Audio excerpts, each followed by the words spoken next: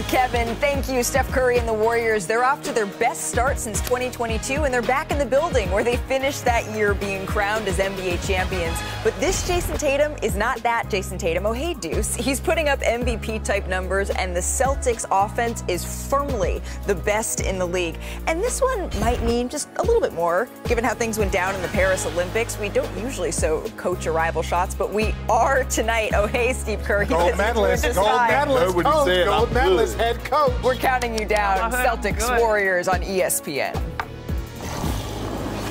Welcome to NBA Countdown, presented by DoorDash. We've got some NBA champs squaring off tonight and some champs here in studio. Richard Jefferson, Kendrick Perkins, the one and only Shanae Agumake. I'm Malika Andrews, and I can say that there is nowhere that I would rather be than talking basketball with all of you right now. Why'd all three of us laugh so hard? I know. We have a clash between two of the best teams in the NBA tonight, so let's get right to it. The Warriors and Celtics have each hit the ground running to start their season, going a combined 13-2 out of the gate, and Golden State has excelled on both ends of the floor. They rank 4th in offensive efficiency, 2nd in defensive efficiency. There's only one other team to rank in the top 4 in both categories. Any guesses? Any guesses? Cleveland? It would be the Boston Celtics, who ranked 1st in offense.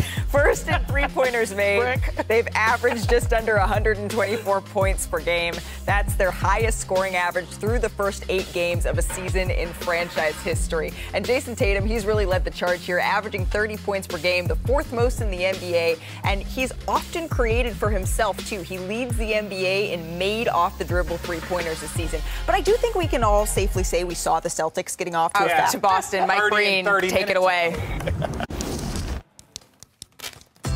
All right, Malika, thank you so much. Welcome, everyone, to Boston, Massachusetts. We've got a sexy early season matchup featuring two teams off to a wonderful start. It's the Warriors and the Celtics.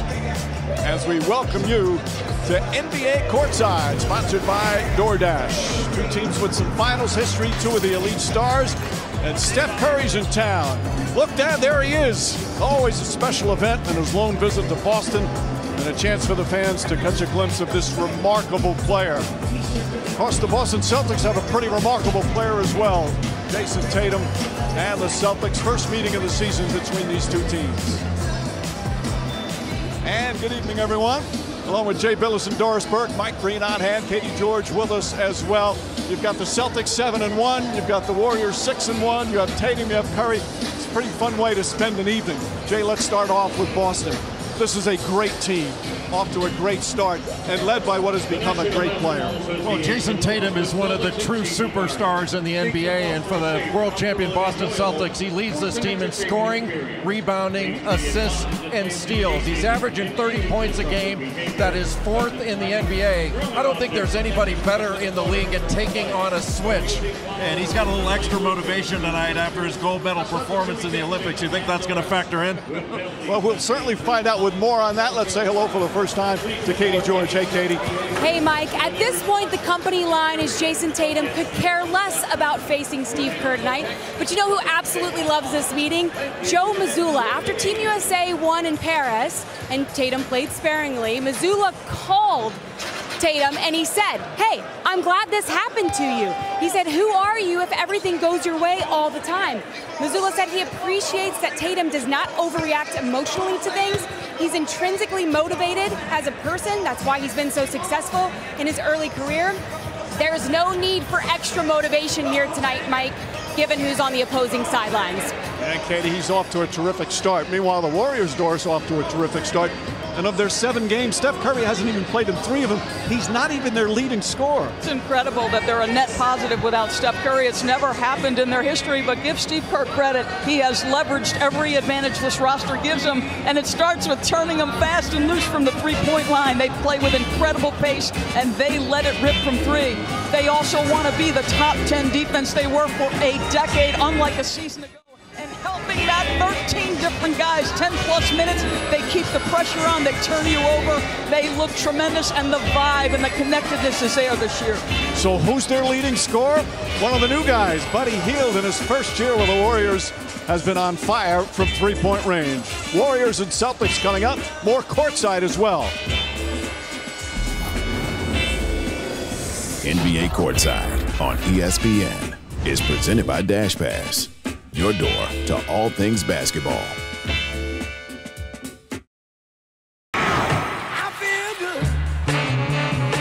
These Celtics are running it back and running it up. Celtics doing it at an historic rate, shooting the basketball. I feel like we just picked up from where we left off last year.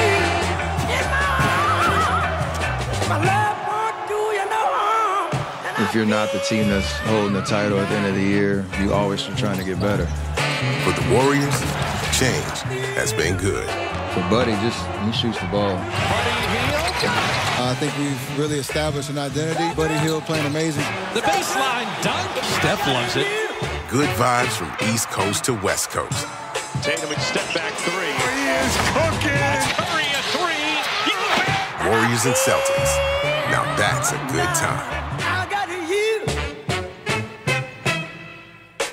Time for NBA basketball. The Golden State Warriors, the Boston Celtics on an NBA Wednesday presented by State Farm. What a beautiful night there in Boston. Temperatures today up in the 70s. Of course, where they love their Celtics. But some of them also love number 30. His lone visit of the season here to the TD Garden. Tonight's starting lineups are delivered by Taco Bell. Trace Jackson-Davis starting in center, of course, with Green, Moses Moody, Stephen Curry, and Andrew Wiggins. Brandon Podziemski is out tonight for the Golden State Warriors. Curry, of course, is now back. Meanwhile, for the Boston Celtics, Horford, Tatum, White, Holiday, part of that great starting five. Still no Kristaps Porzingis, obviously not back for a couple of months. Neemias Queta in his second career start for head coach Joe Mazzulla. And Jason Tatum off to a magnificent start, playing against his Olympic coach. That was a big story coming into this one, Jay and Doris, about, the fact, and Katie touched upon this in the top, when they announced Steve Kerr's name along with the starting lineups. He heard his boos, and now we move on to basketball, hopefully. Well, it's okay for the fans to boo a little bit. They like their guy, and they should. But one thing that Steve Kerr's got, they won the gold medal, so every decision is right. And Kerr actually made it a point today to say Jason Tatum handled that beautifully. He said all the right things, Mike, and what struck me about the semifinals and the gold medal game was that even the greatest players in the world can feel the pressure that is unique to the Olympics. And you're right, when you win gold, all is forgiven. It's the only thing that matters. Now both these teams, they have one thing on the agenda, to win an NBA championship. Celtics, of course, one of the favorites this year. And Golden State has been one of the surprises. And they're off to an excellent start. Fans all fired up. This is only the third home game of the season for the Celtics. They're 7-1 start. They're just 2-0 at home. Of course, the one loss of the season for them, that was at Indianapolis.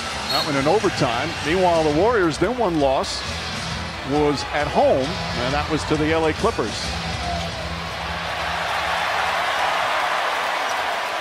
Let's hope it's not going to be the same thing as